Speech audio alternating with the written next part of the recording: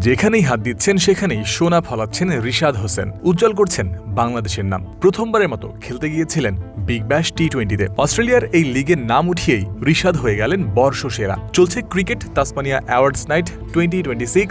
সেখান থেকেই বাংলাদেশিদের জন্য এলো এমন সুখবর, Rishad Hossain is the BBL 15 player of the ইয়ার। বাংলাদেশি এই লেগ স্পিনারের সঙ্গে একই ক্যাটাগরিতে ছিলেন হোবার্ট হারিকেন্সের আরও 3 জন ক্রিকেটার। তাদেরকে টপকে রিশাদ এখন সবার সেরা।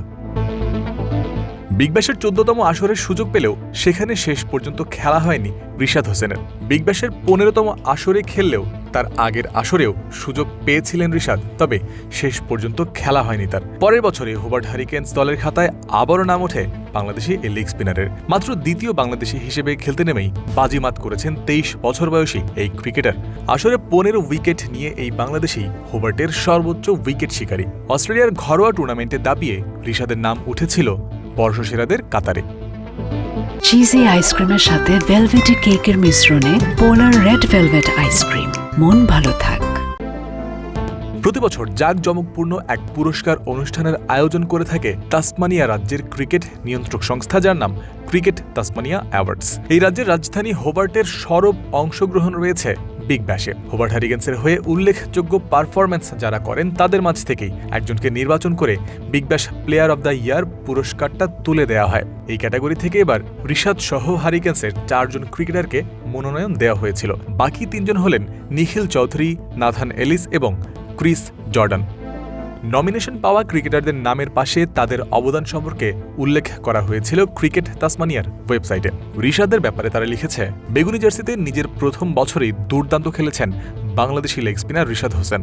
BBL 14-তে হারিকেন্স দলের সুযোগ পেয়েও খেলতে না পারার পর বিগ ব্যাশে নিজের প্রথম বছরেই 15 উইকেট নেওয়াটা ছিল এক অসাধারণ প্রত্যাবর্তন।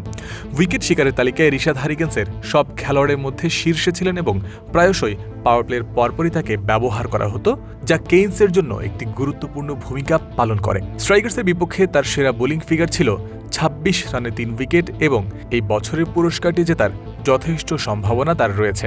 যে সম্ভাবনার কথা উল্লেখ করা হয়েছিল ক্রিকেট তাসমানিয়ার ওয়েবসাইটে, সেটাই সত্যি হলো শেষ পর্যন্ত। ক্রিকেট তাসমানিয়া অ্যাওয়ার্ডসের স্বীকৃতি যারা পেয়ে থাকেন তাদের জন্য সাধারণত থাকে 2টি ভাগ। সমান 6টি করে ক্যাটাগরিতে দেওয়া হয় অ্যাওয়ার্ডস এবং মেডেলস। অ্যাওয়ার্ডসের মধ্যে উল্লেখযোগ্য হল young female player of the year, Jamie Cox young male player of the year, state umpire of the year ইত্যাদি। মেডেলের মধ্যে উল্লেখযোগ্য হল Ricky Ponting medal, David Boon medal. নারী ও পুরুষ বিগ ব্যাশের বর্ষসেরা খেলোয়াড় ক্যাটাগরি দুটো এই ভাগেরই অন্তর্ভুক্ত। জয়ন্ত বিন্দু, ক্রিক ফ্রেন্সি।